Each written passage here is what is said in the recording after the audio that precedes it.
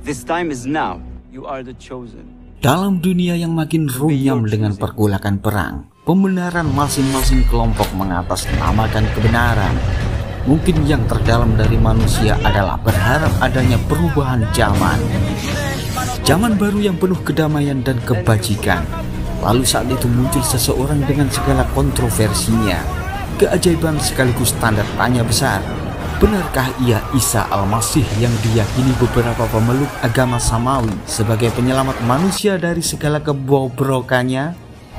Ataukah ia malah Dajjal yang mengguncang iman manusia dengan topeng kebajikan? Ataukah ia hanya penipu biasa yang mengelabui orang karena dorongan sakit jiwanya? Kalian yang akan mengetahui dalam hati masing-masing kesimpulan itu. Mari simak kisahnya.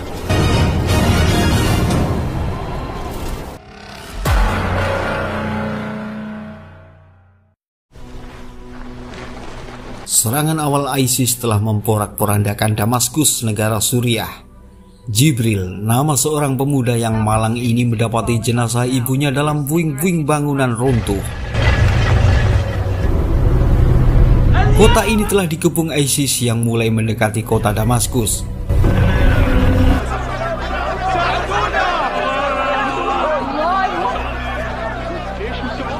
Saat keluar ia bertemu Samir, sahabat baiknya yang kemudian mereka menuju keramaian di kota.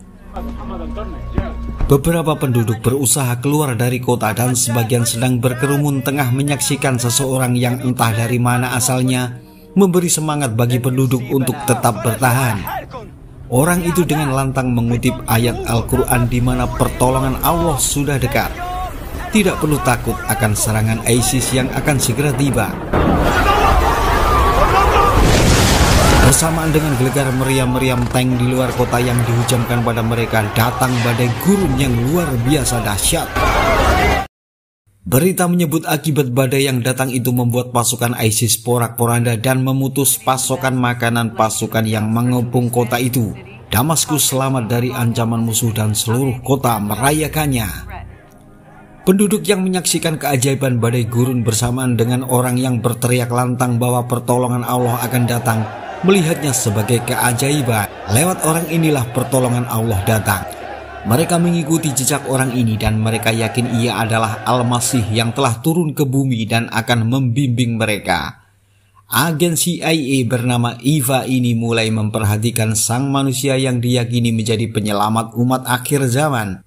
Tugasnya sebagai agen adalah melakukan tindakan pencegahan terjadinya teror atau kekacauan massa akibat seseorang yang bisa mempengaruhi pikiran banyak orang. Ayahnya kembali menelepon saat dalam kesibukan tugasnya. Eva merasa terganggu dengan tabiat orang tuanya ini yang selalu menelepon di saat yang tak tepat. Eva menyuruh anak buahnya untuk mulai mengawasi orang yang dijuluki Al-Masih ini kalau ia melakukan suatu gerakan berbahaya. Eva sebenarnya tengah dalam program bayi tabung. Namun ada sesuatu yang tidak beres dengan tubuhnya, mengingat ia sering merasa kesakitan tiap kali. Ia juga menjalani rawat rutin untuk rasa sakitnya itu.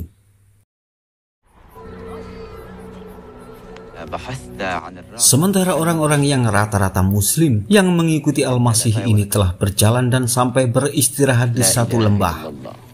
Beberapa berdiskusi dan menanyakan soal spiritual pada orang yang dianggap Al-Masih ini.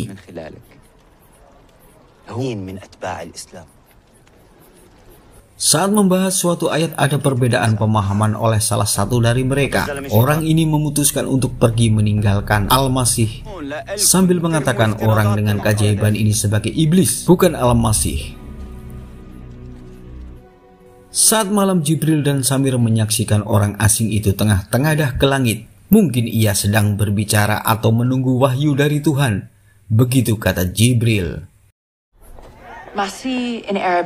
Eva menemui pimpinannya, Catherine Bailey, dan membahas soal orang yang dijuluki Al-Masih ini. Eva khawatir gerakan orang itu makin besar dan akan sulit dikendalikan. Bahayanya adalah bila sampai mereka melakukan gerakan ekstrim atau teror, nanti akan sulit dikendalikan. Catherine hanya mengingatkan CIA belum bisa berbuat banyak karena sejauh ini Al-Masih dan pengikutnya tidak melakukan kejahatan apapun. Eva melihat perjalanan kelompok Al-Masih ini mendekati perbatasan Israel, yakni tepi barat. Benar, rombongan itu melangkah menuju wilayah paling sensitif dan berbahaya di sana. Para pendukung mengira Al-Masih membawa mereka untuk berperang dengan negara Israel, musuh mereka selama ini. Tetapi mereka tak mengira jika imam mereka ini malah menyuruh mengumpulkan senjata yang ada dan meninggalkannya. Semua menurut, karena mereka harus patuh dengan perintah Al-Masih dan tak akan dapat penjelasan apapun dalam segala hal, kecuali Al-Masih sendiri yang ingin mengatakan sesuatu. Rombongan terus bergerak ke pagar besi berduri perbatasan. Petugas pos panik dan gelagapan bagaimana rombongan orang Suriah ditambah sebagian turunan Palestina yang terusir oleh Yahudi di negara mereka menuju area terlarang. Al-Masih melenggang pada bagian yang tak terhalang lalu diikuti yang lain. Tentu saja petugas perbatasan memberi peringatan tembakan agar mereka berhenti. Al-Masih memberi perintah agar pengikutnya tetap di luar pagar. Langsung datang polisi Israel yang segera membereskan situasi. Ia langsung menangkap Al-Masih. Para pengikut tetap bertahan di luar. Peristiwa langka ini mengundang para awak media berdatangan untuk meliput. Inti beritanya, Israel menolak pengungsi yang mau masuk. Berita insiden ini benar-benar mulai menyedot perhatian dunia. Setelah ditangkap, Al-Masih dibawa ke Yerusalem dan dengan kepala setelah disekap kain ia mulai diinterogasi. Intel Israel ini mulai menanyakan hal penting tentang motif serta keberadaan tawanan yang ia sama sekali tak percaya sebagai Al-Masih. Apalagi Intel Israel ini adalah seorang ateis. Al-Masih menjawab ia hanya ingin ke tanah suci Yerusalem karena mendapat perintah Tuhan. Dan ia juga mengatakan bahwa bukan pada tempatnya jika Intel ini melampiaskan kemarahannya tentang ketidakpercayaannya pada Tuhan kepada Al-Masih. Betapa kagetnya Intel ini ketika Al-Masih juga mengatakan bahwa masa lalu petugas ini sangat berat, yakni telah melenyapkan seorang anak lelaki dalam interogasinya dalam menangani teroris. Makin heran Intel ini ketika Al-Masih menyebut namanya, yakni Aviram Dahan. Al-Masih mengatakan ia menyadari jika perbuatan Aviram di waktu lalu sangat berat hingga ia menjadi ateis. Dengan kesal Aviram meninggalkan Al-Masih dan membekapnya lagi. Ia juga menghabis data rekaman interogasinya.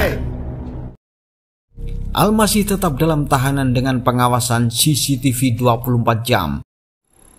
Di tempat lain, Eva terus berusaha mencocokkan database wajah-wajah orang yang mungkin cocok atau terhubung dengan orang yang mengaku Al-Masih ini. Keesokannya Aviram kembali mau menemui Al-Masih, tetapi di sel itu sudah kosong. Di tempat lain, kota Dile, Texas, Amerika, Rebecca, yang putri pendeta sedang ada di padang luar pemukiman untuk menyalurkan hobi foto-fotonya. Ia selalu tidak betah di rumah dan ayahnya Felix, pendeta di sebuah gereja kecil di kota itu sedang menunggu para jemaat gerejanya yang selalu sepi. Istrinya Anna ikut gelisah dan tertekan dengan keadaan keluarga mereka sekarang. Diam-diam ia menjadi alkoholik untuk meredam semua itu. Tiap selesai acara gereja, suami istri ini selalu cekcok karena keuangan mereka makin gawat untuk membiayai gereja yang dari kantong pribadi mereka, sementara jamaahnya selalu sepi.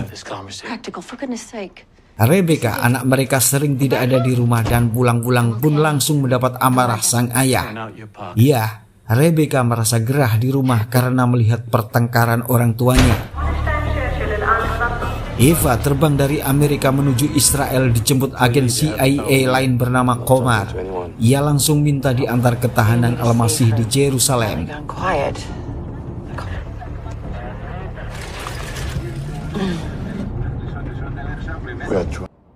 Aviram dipanggil atasannya karena hilangnya Al-Masih dari tahanan. Aviram sendiri tentu tidak tahu di mana tawanannya itu berada, tetapi ia malah dituduh membebaskannya. Apalagi yang mencurigakan rekaman interogasinya telah dihapus oleh Aviram. Itulah kenapa Direktur Rahasia Intelijen Israel mencurigainya. Eva juga berada di sana menyimak keterangan Aviram yang mengatakan ia tidak tahu soal hilangnya Al-Masih. Untuk soal rekaman yang terhapus itu bukan hal penting, kata Aviram.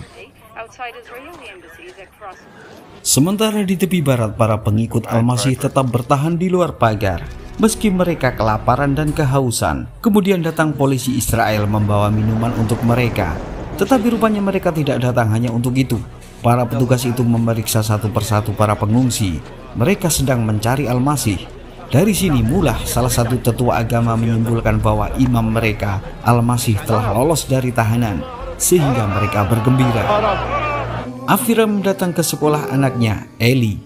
Gurunya sempat berkata apa ia sudah mendapat izin dari Mika, bekas istrinya, untuk membawa Eli, karena Afiram sudah bercerai dengan Mika. Eli, anak kecil itu, senang sekali ayahnya datang membawanya. Tetapi saat di perjalanan pulang, Afiram melihat sosok yang mungkin adalah Al-Masih. Tanpa pikir panjang, Afiram meninggalkan putrinya di mobil untuk mengejar. Sialnya, yang dikejar bukanlah Al-Masih sasarannya. Di Al-Aqsa, tanpa Al-Masih berjalan di sana, sebagian orang yang telah melihat berita TV mengenalinya. Langsung satu persatu dari mereka mengerumuni, dan Al-Masih memberi petuah pada orang-orang di sekelilingnya itu dengan mengatakan, harusnya tempat ini menjadi persatuan seluruh agama dan bangsa, bukan tempat untuk saling berebut kota suci sebagaimana yang telah lama terjadi pergolakan antara tiga agama, yakni Islam, Yahudi, dan Nasrani. Polisi Israel langsung mendatangi bermaksud membubarkan kerumunan itu. Salah satu tembakan peringatan tampaknya ada yang sengaja diarahkan ke warga yang mengenai satu bocah laki-laki di dekat Al-Masih. Keributan terjadi setelah anak itu jatuh tertembak. Tetapi ajaibnya, Al-Masih telah menyembuhkan luka tembak itu secara sempurna. Anak laki-laki itu selamat tanpa bekas luka di tubuhnya. Semua menyaksikan keajaiban itu. Peluru telah diambil dari badannya dan langsung sembuh. Al-Masih menghilang lagi saat polisi mencarinya. Kekacauan terjadi di kota tiga agama itu atas terjadinya insiden penembakan polisi Israel. Massa menganggap itu provokasi bagi Palestina oleh Israel. Catherine dan dubes Israel menyaksikan peristiwa itu di kantor CIA. Berita keajaiban Al-Masih ini memberi angin segar bagi para ulama di Palestina. Sementara lagi di tepi barat, pengikut Al-Masih mulai resah karena tak ada petunjuk berikutnya. Seakan mereka ditinggal begitu saja. Mulai tokoh agama ini mengajak orang-orang agar mereka pergi ke Yordania, di mana di sana warga sesama Muslim akan menerima pengungsian mereka. Pendeta Felix melihat berita yang sedang ramai disorot media publik. Bersamaan itu, Rebecca, anaknya, diam-diam minggat dari rumah.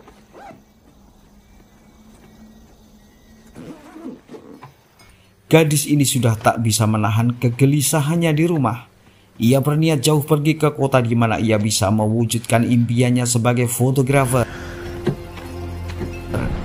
Peringatan bencana alam tornado tersiar. Istri pendeta memberitahu Felix dan mereka berdua tak menemukan putri mereka di kamarnya.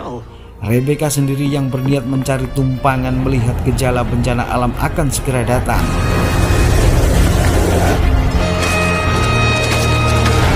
Felix dan istri kebingungan di mana mereka mencari. Dua pria teman Rebecca yang sedang dalam perjalanan kendaraan pun tak luput dari sapuan badai tornado. Mobil mereka terlempar di jalanan. Felix berusaha membantu para tetangga yang dekat yang mencari perlindungan bawah tanah di gerejanya.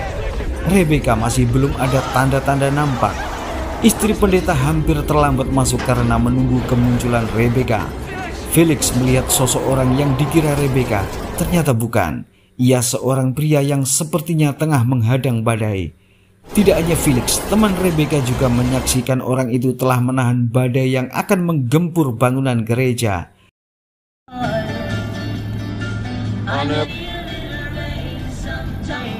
Keesokannya seusai bencana, seorang agen anti-teroris bernama Will Matters menuju area desa Dile yang porak-poranda. Ada sesuatu yang dicarinya. Di sana tampak gereja pendeta Felix lah satu-satunya bangunannya masih berdiri tegak. Pendeta berbincang dengan orang asing yang dikenalnya di berita-berita TV sebagai Al-Masih itu. Ia yakin keajaiban telah datang padanya. Kemarin malam secara diam-diam sebenarnya pendeta mau membakar gerejanya karena frustasi dengan hutang untuk pembiayaan tempat ibadah itu. Namun peristiwa badai ini membuat ia merasa ada keajaiban seperti petunjuk dari Tuhan telah didatangkan seseorang yang menyelamatkan gerejanya. Tapi tiba-tiba datang agen Will Matters yang tanpa basa-basi menangkap Al-Masih.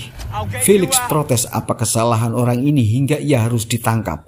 Matters hanya mengatakan orang yang mengaku Al-Masih ini masuk secara ilegal ke Amerika. Felix berjanji akan menyewa pengacara untuk Al-Masih. Di Palestina, Aviram rupanya menangkap Jibril karena mengira ia adalah kaki tangan komplotan Al-Masih yang tahu latar belakang dan tujuan Al-Masih. Tentu saja Jibril menjawab sejujurnya bahwa ia tak mengenal Al-Masih sebelumnya. Ia mengikutinya karena percaya ia utusan Allah. Aviram malah menyiksanya dengan mengiming-imingi minuman yang kemudian dibuang begitu saja. Dengan sinis Aviram yang ateis itu mengatakan bahwa Tuhan itu tidak ada. Eva yang kemarin masih ada di Palestina langsung balik ke Amerika, tepatnya di Texas. Ia dapat info dari Komar, anak buahnya, bahwa buruannya itu telah ditahan Biro Anti Teroris milik negara. Petugas biro itu bernama Will Matters. Eva langsung mendatangi Matters, tetapi secara sinis Matters mengatakan izin menemui tahanan bukan wewenangnya. Apalagi di sana ada pengacara tersangka yang dikirim pendeta Felix. Aviram benar-benar petugas kejam.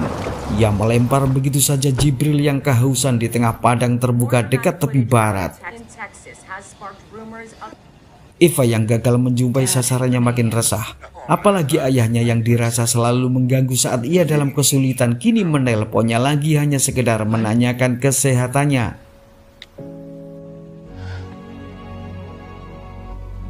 Memang malam itu Eva drop dan dilarikan ke ICU. Dokter mengatakan program bayi tabungnya gagal. Meski suaminya telah lama meninggal karena kanker, suami Eva telah menyimpan bibitnya di suatu klinik untuk keperluan bayi tabung yang kini dijalani Eva. Al-Masih dipindah tahanannya atas permintaan pengacaranya dari tahanan biru. Pengacara wanita itu juga tampaknya ateis karena saat ia berjanji Al-Masih akan bebas, lantas Al-Masih menimpali kalimat, "Jika Tuhan mengizinkan," wanita ini malah menukas, "Tanpa Tuhan pun ia akan berhasil." Gereja Felix makin terkenal. Ada yang mulai menyebar foto-foto bangunan itu yang sebagai bukti keajaiban Al-Masih. Will Matters melihat pengacara Al-Masih telah pergi. Segera ia menghubungi Eva. Eva tak menyangka agen anti teroris itu membantunya untuk bisa bertemu dengan Al-Masih.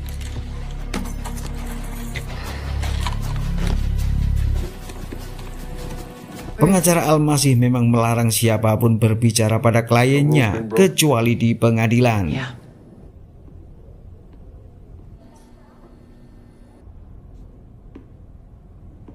Thank you. Eva mulai bertanya seperti Aviram, berusaha mengorek keterangan apa motif terdakwa ini mengaku sebagai Mesias. Doesn't ask easy things. Ia curiga motifnya adalah sebuah gerakan cuci otak saat pengikutnya banyak akan mengadakan kerusuhan serta teror di waktu nanti.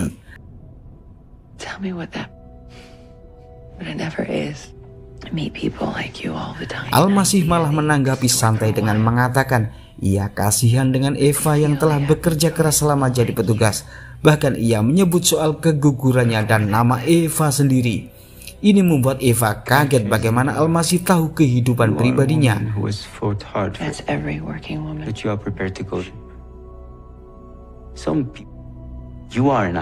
Eva menjadi tak kuat ketika Al-Masih menasihatinya agar Eva melepas bebannya.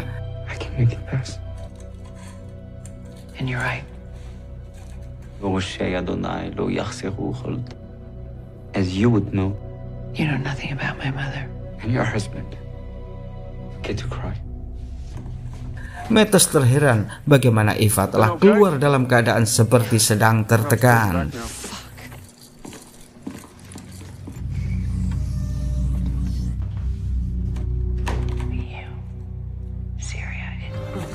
Jibril berusaha menemukan tempat yang berawal, yakni para pengungsi Palestina dan Suriah.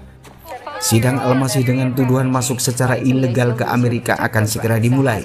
Pengacara menyampaikan bila sampai kliennya diekstradisi alias dikembalikan ke Israel, khawatir ia akan mendapat perlakuan kekerasan atau tekanan dari Israel atas agama yang dianutnya, yakni Islam. Hakim menyikapi itu secara tegas dengan mengatakan ia akan mempercepat waktu sidang karena jelas alasan pengacara itu tidak relevan. Aviram dipanggil pimpinannya atas kasusnya yang kemarin, yakni menghapus rekaman interogasi serta hilangnya Al-Masih dari tahanan. Aviram diskors dan akan menjalani sidang kode etik segera. Jibril dengan kesabarannya akhirnya melihat titik terang arah ke tepi barat.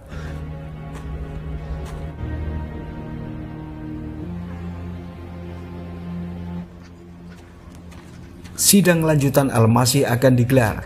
Felix datang juga dari tempatnya yang terpencil untuk memberi dukungan pada orang yang dianggap penyelamat gerejanya. Hakim Harod yang memimpin sidang memberi kesempatan pada pengacara Gersia untuk menyampaikan argumennya lagi. Dan tetap sama seperti kemarin, ia takut kliennya dipersekusi Israel saat diekstradisi nanti. Hakim mengatakan jika posisi terdakwa jelas salah melanggar tempat atau wilayah negara lain tanpa izin. Di luar dugaan saat pihak terdakwa terdesak itu, Al-Masih angkat bicara sendiri. Ia mengatakan ia berada di sini karena takdir Tuhan, seperti juga saat ini posisinya sebagai terdakwa dan posisi Harod sebagai hakim. Anehnya Hakim Harod mencerna kalimat itu dengan serius.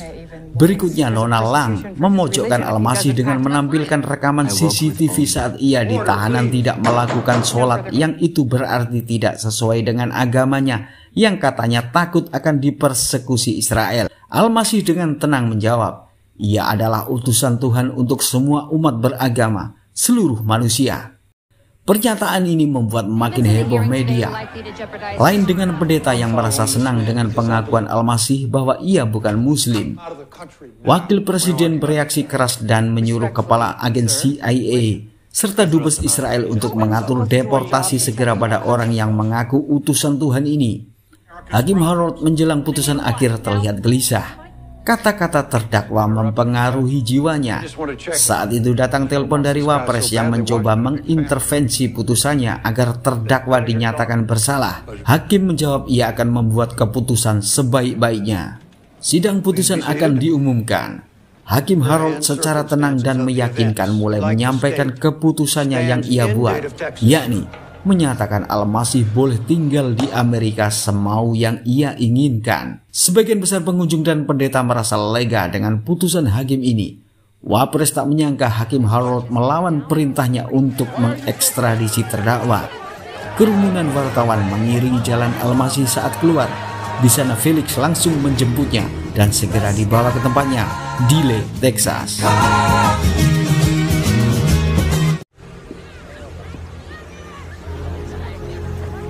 Eva melihat kerumunan para peziarah yang berbondong ke kota Dile. Tujuannya mereka satu, bertemu Al-Masih. Restorasi kota Dile pasca tornado terus berlanjut. Stacy membawa anaknya yang terkena kanker kronis ke Dile dengan maksud bertemu Al-Masih untuk menyembuhkannya. It's Journalism 101. Ia bertemu Felix di sana dan pendeta itu menyuruhnya sabar menunggu karena banyak antrian orang yang mendaftar untuk bertemu Al-Masih. Sementara Al-Masih tidak akan bisa ditemui kecuali jika ia sendiri yang menginginkannya. Felix pergi ke tenda Al-Masih yang berada menyendiri dari barak lainnya. Ia menanyakan rencana selanjutnya.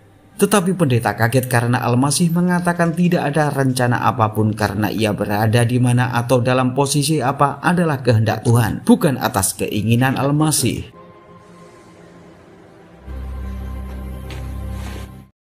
Eva malam itu mendapati Rebecca yang dari kejauhan mengamati tenda Al-Masih. Eva berusaha meyakinkan Rebecca agar tidak percaya dengan keajaiban orang yang ada di tenda itu.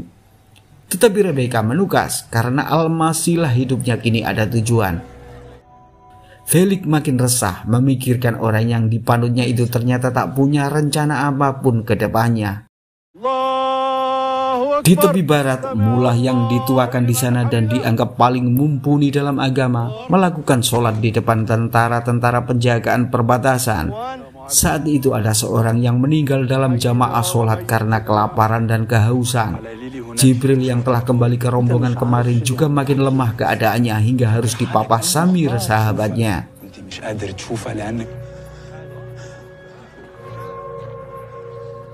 هذا الزلمه اللي جابنا لهون أنا من داعش وكلنا شفنا هذا الشيء لحد بوابه العدو مسلمين رايحين يستقبلونا. Felix berusaha meredam pertanyaan-pertanyaan para pengunjung atas ketidakpastian mereka di sana yang tak dijumpai sekalipun oleh sang juru selamat. Di dekat sana seorang lelaki dengan anaknya mendapati seekor anjingnya yang tertimpa reruntuhan sejak badai kapan hari. Si anak dan bapak berusaha menyelamatkan dari jepitan kayu yang menimpanya, tetapi tidak bisa dan malah membuat anjing itu makin kesakitan. Tak disangka Afiram telah tiba di Amerika, tepatnya di tenda Al-Masih. Ia menghadang buronannya itu dan menodongkan pistol ke arahnya. Entahlah dari tatapan Al-Masih membuat Afiram yang berangasan itu menjadi kembali menyarungkan pistolnya. Eva yang mengawasi lewat kamera segera menuju ke sana. Al-Masih melangkah ke arah di mana bapak anak sedang berusaha menyelamatkan anjingnya itu. Tetapi di luar dugaan, Al-Masih justru menembakkan langsung senjata laras panjang itu ke kepala hewan yang menderita itu. Ledakan senapan mengagetkan Felix dan yang lainnya. Al-Masih dengan lembut berkata, hewan ini telah tenang sekarang. Ia lalu melangkah melewati kumpulan orang-orang yang sedari kemarin berharap beruntung dapat berjumpa dengannya. Eva menghardik Afiram bagaimana bisa ia sampai di Amerika untuk urusan ini, sedang Afiram telah diskors.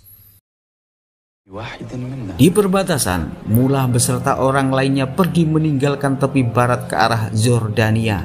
Samir ikut dalam rombongan itu meninggalkan Jibril yang berkeras akan menunggu Al-Masih datang kembali ke sana. Suasana pemukiman Dile makin ramai dikunjungi para peziarah religi. Tetapi dalam kondisi tak menentu itu ada orang usil yang menuliskan kata-kata cibiran pada Al-Masih di gereja Felix.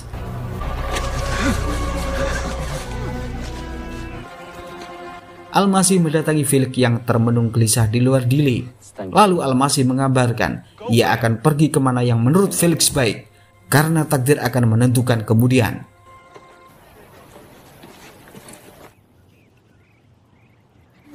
Felix mengumumkan rencana perjalanan mereka. Siapapun boleh tetap di Dile atau mengikutinya kemanapun tujuannya.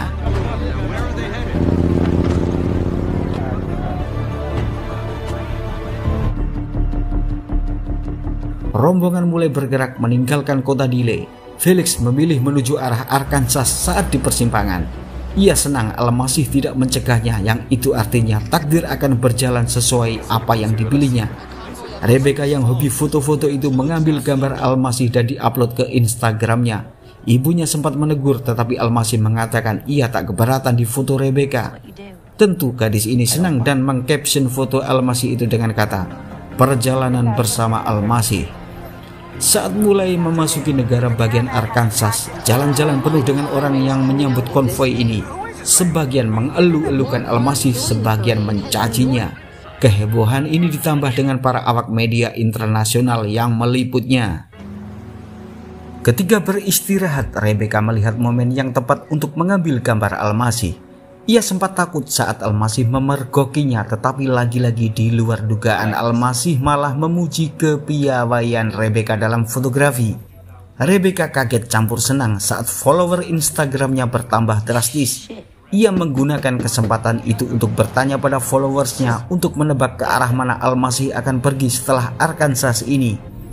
Titik terang bagi Eva dalam menyelidiki siapa sebenarnya Al-Masih ini mulai menuju keberhasilan, di mana Al-Masih sebenarnya murid Oscar Welles, dosen sebuah universitas terpencil di Amerika. Welles sendiri selama ini disinyalir otak dari beberapa aksi kekerasan yang terjadi di beberapa tempat meski tidak bisa terbukti.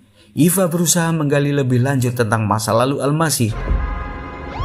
Felix dengan percaya diri membawa konvoi menuju Washington DC, ibu kota Amerika Serikat. Karena pengikutnya begitu banyak, mereka terjebak macet menuju kompleks Gedung Putih yang sekompleks dengan museum bersejarah lainnya, di mana di sana banyak menjadi tujuan wisata sejarah. Ini juga dekat dengan Gedung Kongres serta Monumen Washington. Al-Masih turun dari mobil menuju Museum Lincoln. Semua mengikutinya. Ia terus melangkah menuju arah Monumen Washington yang ada di seberang. Di sini Al-Masih mulai memberikan ceramahnya. Rata-rata kalimatnya menggunakan kiasan seperti pada kalimat, siapa yang berusaha mencari jawaban atas peristiwa ini, maka ia akan makin tersesat. Namun siapa yang menerima apa yang dilihatnya, maka ia akan menemukan jawaban. Dan keajaiban itu terjadi. Para pengunjung menyaksikan betapa Al-Masih melewati permukaan air yang menuju monumen itu dengan kakinya tanpa tenggelam. Rata-rata menyiarkan langsung peristiwa itu lewat akun medsos masing-masing.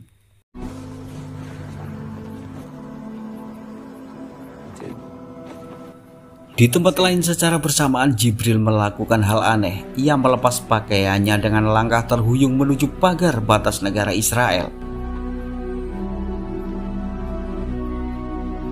Seorang penjaga menghadangnya, tetapi anehnya kemudian dibiarkan saja Jibril melangkah. Di media sendiri para ahli hoax mengungkap bahwa keajaiban Al-Masih menyeberang sungai itu hal biasa dan banyak magician atau ilusionis telah melakukannya di tempat lain. Tetapi yang menentang opini ahli ini pun banyak, di mana aksi para pesulap yang terjadi adalah dengan persiapan, sementara yang dilakukan Al-Masih spontan. Di negara-negara tempat mayoritas Nasrani terjadi kegemparan, mereka menunggu tanggapan Paus Vatikan soal ini. Tetapi pihak Paus mengatakan sedang dalam penyelidikan atas peristiwa ini. Di Palestina dan Israel tak kalah heboh karena di sana pun sedang menyoroti peristiwa melintasnya seorang pengungsi masuk ke tanah Israel. Semua memuji aksi heroik Jibril yang mempertaruhkan nyawanya untuk membangkitkan semangat Palestina. Felix dan keluarganya mendapat fasilitas khusus menginap di salah satu hotel di Washington. Ia mulai euforia ketenaran dan sanjungan gara-gara ia membawa Al-Masih ke sana. Orang-orang menyebutnya sebagai wakil sang Mesias. Jibril dielu-elukan oleh para muslim di Israel. Mereka menyebutnya pahlawan pemberani. Di tempat lain yakni negara Jordania, Samir yang mengikuti Mullah telah sampai di sana dan menuju sebuah tempat yang mereka menyebutnya tempat Sheikh. Samir melihat beberapa pengawal bersenjata modern yang menjaga rumah sang Sheikh ini. Mullah adalah kenalan lama sang Sheikh dan ia berharap para pemuda yang dibawanya akan berguna bagi perjuangan Sheikh. Kembali ke Washington, Felix makin terkenal. Di hotel itu ia jumpa pers yang dihadiri orang-orang yang mengelu-elukannya. Ia berkali-kali mengatakan bahwa mereka adalah orang-orang terpilih. Stacy menyelinap menuju kamar Al-Masih di hotel. Petugas langsung menghalanginya, tetapi muncul Al-Masih dan ia mengabulkan keinginan Stacy bertemu dengannya. Tetapi syaratnya hanya anak Stacy yang masuk ke kamarnya. Dan ternyata Matters telah menyadap dan memantau kamar Al-Masih itu dari tempat lain. Ia mendengar semua pembicaraan Al-Masih pada anak penderita kanker ganas itu. Eva juga ikut menyaksikan apa yang terjadi di kamar itu. Hari-hari Samir di tempat barunya adalah doktrin-doktrin jihad yang disampaikan sang Sheikh.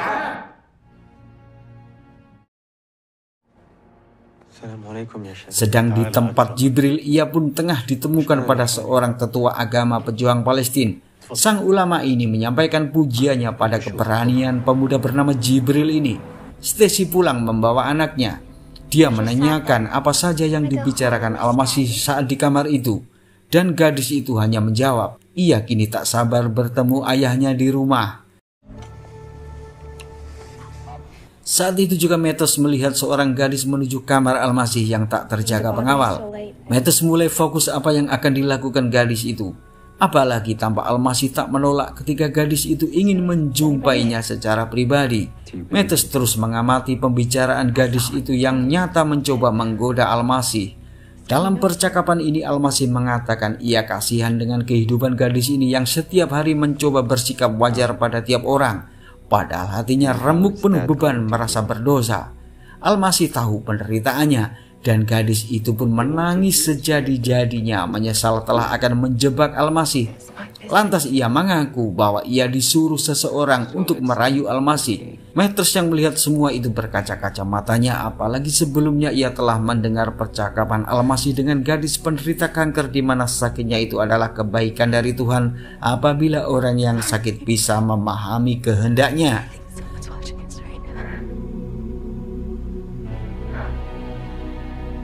Saat mengantar gadis perayu itu keluar kamar, bersamaan itu Rebecca melihatnya.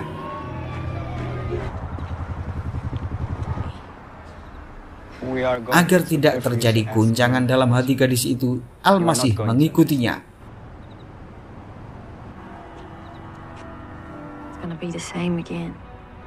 Rebecca menjadi lega saat tahu bahwa apa yang terjadi jauh dari prasangkanya.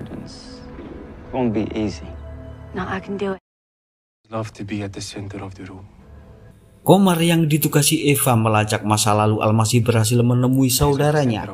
Nama Al-Masih sendiri adalah Payam Goziri, lahir di Irak, tetapi saat invasi Saddam ke Kuwait, orang tua mereka meninggal. Lalu pamannya yang ada di Iran menampung mereka. Dari pengakuan saudara Payam Goziri itu mengatakan, sejak kecil Payam adalah pembohong serta sering menipu. Ia belajar sulap ilusi dari paman mereka yang sering atraksi di pasar-pasar.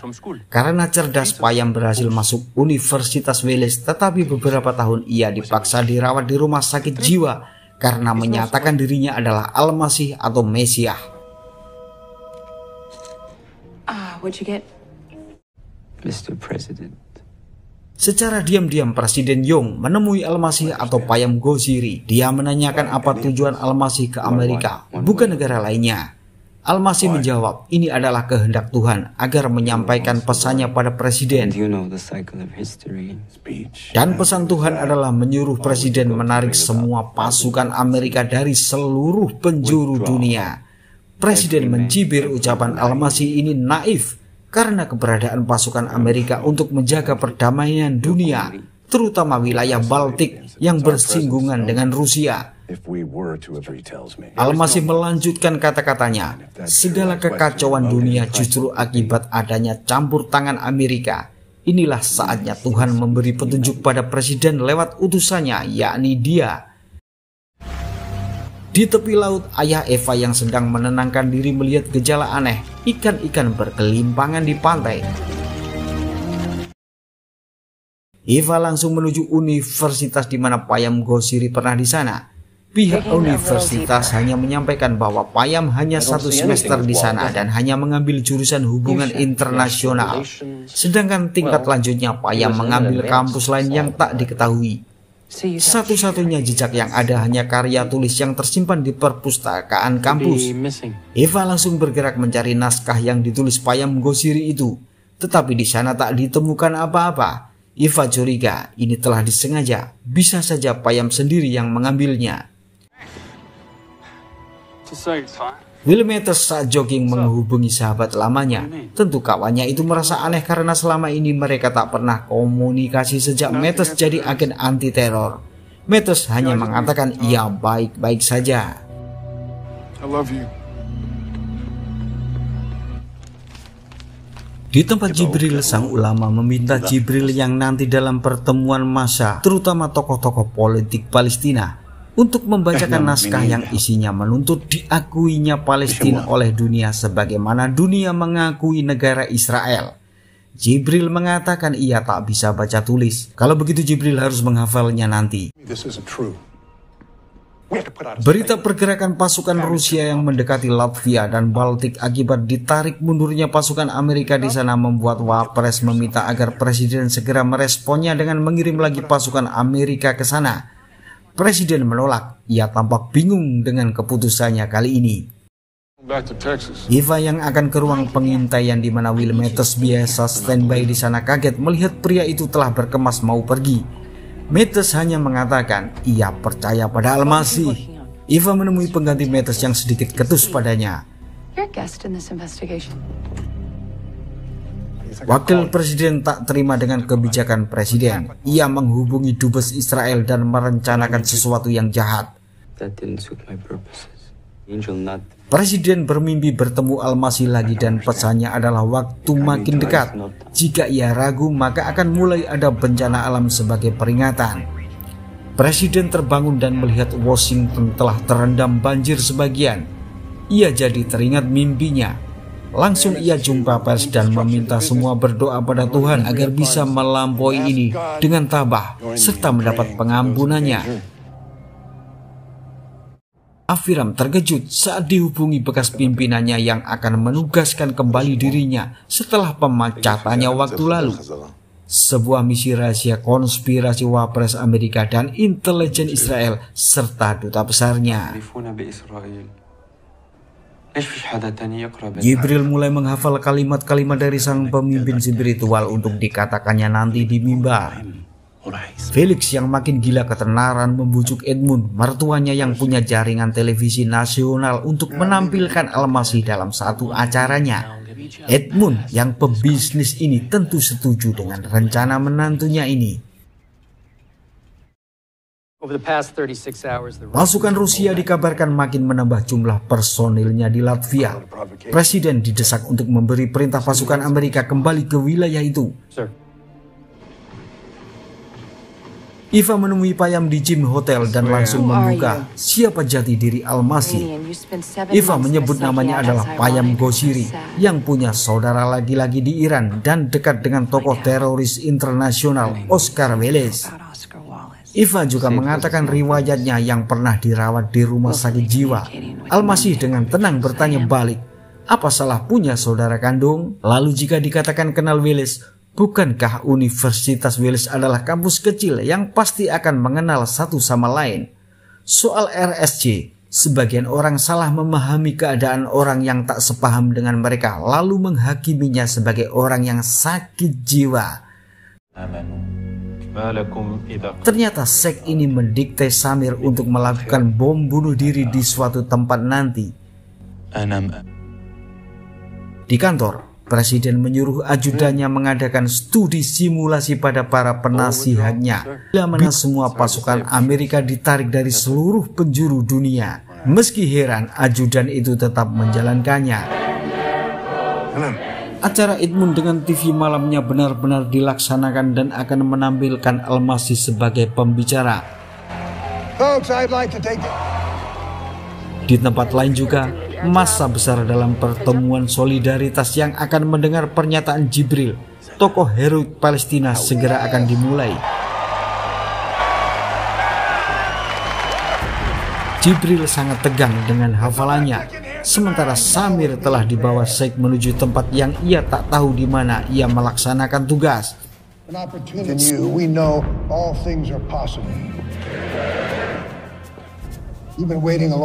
Saat detik-detik Al-Masih dipanggil ke panggung, Rebecca melihat Al-Masih melenggang keluar ruangan menuju ke satu kendaraan. Saat dipanggil, Al-Masih telah pergi. Samir meski ketakutan tetap pasrah ketika badannya dipasang bom dan alat pemicu manual di tangannya.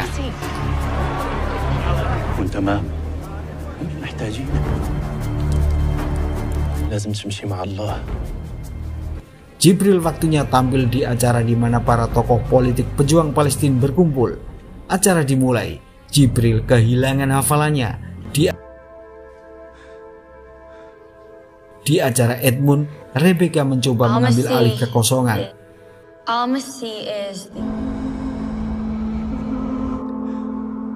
Dan persamaan ucapan Rebecca dan Jibril meski beda tempat adalah pengalamannya berjumpa Al-Masih di mana Mesias itu menyampaikan pesan perdamaian dan persatuan pada seluruh umat manusia.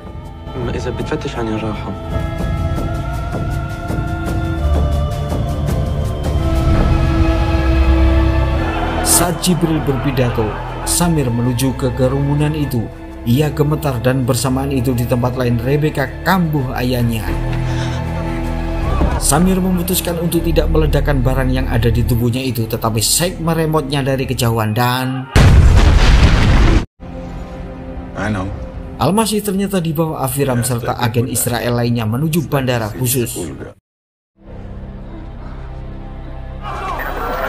Tragedi memilukan terjadi akibat aksi teror yang dilakukan Sheikh telah memakan korban orang-orang Palestina di sana. Switch to that lower camera. Eva telah mengetahui bahwa Aviram dan kawan-kawan yang telah menculik Payam Gosiri. Namun ia tak tahu kemana arah pesawat mereka menuju.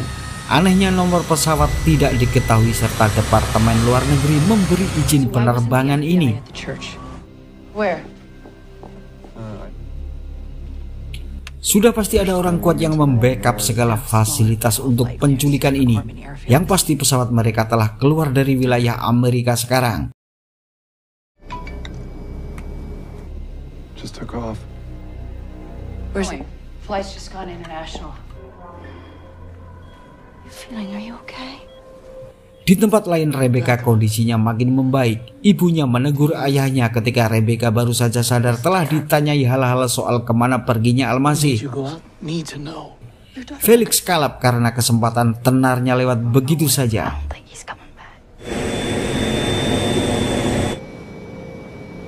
Di pesawat Aviram merasa bisa mengintimidasi Al-Masih. Ia mengejek Al-Masih kenapa tidak mengubah air di botol menjadi anggur.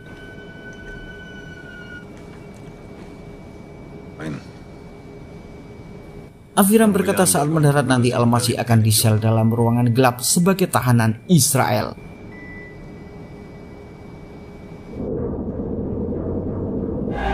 Ternyata Jibril masih selamat dan dibawa ke fasilitas medis. Dalam perjalanan ia dielu-elukan massa sebagai pahlawan bagi mereka. Direktur CIA mengendus ini konspirasi tingkat tinggi. Akhirnya didapati kesimpulan pesawat itu menuju Israel. Mereka terus mengawasi jalur penerbangan.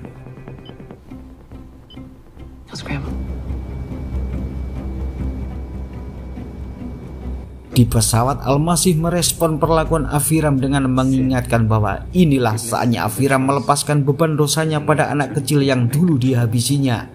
Tuhan akan mengampuni kesalahan manusia asal manusia tak mengabaikan dosanya.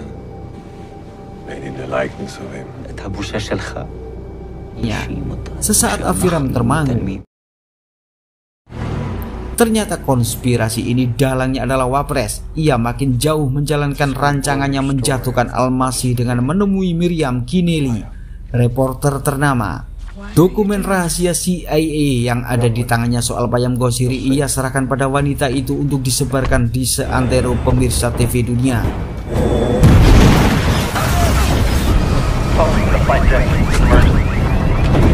Tiba-tiba mesin pesawat yang dinaiki Aviram dan Al-Masih meledak.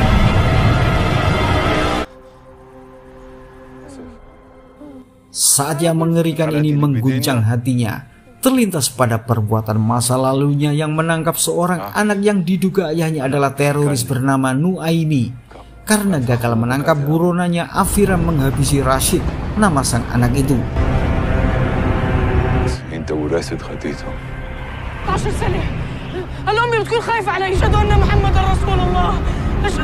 Dalam waktu singkat ini Aviram berkata lirih meminta maaf pada anak itu dan tentu pengampunan dari Tuhan yang selama ini ia jadi ateis.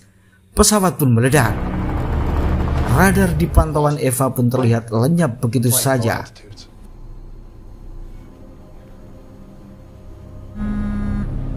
Ternyata kecelakaan pesawat itu juga atas ulah Wapers yang merancangnya dengan sabotase. It's being called the hoax of the century. An Iranian national or Berita soal rahasia masa lalu Al-Masih alias Payam Gosiri telah tersebar luas ke media. Semua orang-orang yang merasa pernah dekat dengannya terguncang.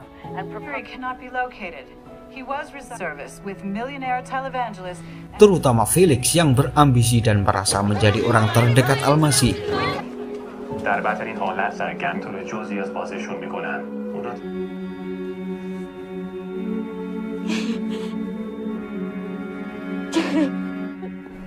Eva langsung menemui orang yang menjadi otak ledakan pesawat ini. Namun protesnya akan dokumen rahasia yang ia kumpulkan tetapi begitu saja disebar ke umum juga soal sabotase pesawat kedutaan demi melenyapkan Payam Gosiri. Semua mental karena posisi Eva jauh sangat di bawah orang bengis ini. Felix akhirnya tak bisa menguasai diri, lalu membakar gereja yang dulunya pernah ia akan lakukan namun batal akibat keajaiban Al-Masih. Gereja perjuangan dari kantong pribadi ini akhirnya ludes terlalap api.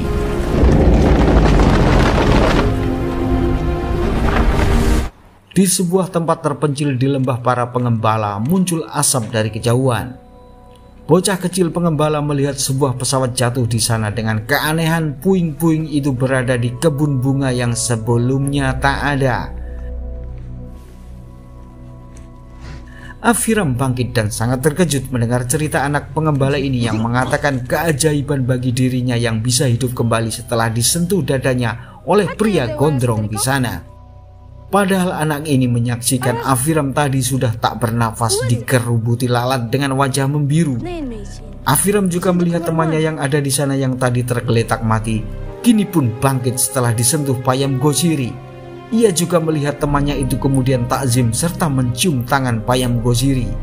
Dalam hati Afiram terguncang, jangan-jangan Payam Gozhiri adalah sang Mesias yang asli. Sampai ketemu lagi di kisah hebat lainnya.